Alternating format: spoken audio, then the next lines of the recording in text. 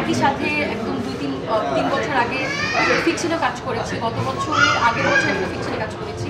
তো আমাদের কাজের এক্সপিরিয়েন্স আছে একসাথে, বাট বড় স্ক্রিনে এই প্রথম। কিন্তু যেহেতু অনেক প্রফেশনাল, আমিও প্রফেশনাল, তো ওই জায়গা থেকে আমাদের কেমিস্ট্রিও মানে দেখতেও ভালো লেগেছে, ভালো প্রফেশনাল করেছে। আরেকটা কথা আমি বলতে চাই, আমাদের উৎসব ছবিটা আপনারা সবাই এসে দেখুন, পরিবার সবাই এসে দেখুন। আশা করছি আপনারা হল থেকে তৃপ্তি নিয়ে বেরোন, যে না আমরা একটা ছবি দেখলাম, এই না দেখলে মিস। মানে আমি মনে করি তাণ্ডব, ইনসাফ, চক্র বলি বা নীলচক্র, এসব মার্ডার যত ছবি আছে না কেন, তার পাশাপাশি উৎসবটাও দেখুন। উৎসবের মধ্যে ভিন্নতা কি আছে? উৎসবের মধ্যে ভিন্নতা হচ্ছে এটা একটু ডিফারেন্ট গল্প, এটা পারিবারিক গল্প। আমাদের বাকি ছবিগুলোর থেকে এটা সম্পূর্ণ আলাদা, এটা একদমই পারিবারিক গল্প। এটা যারা দেখবে তারা বুঝবে এখানে কোনো মারামারি নেই, কোনো গালাগালি নেই, খুবই নির্মল একটা সিম্পল গল্প। এটা আমি একটু ভিতরে যাবো।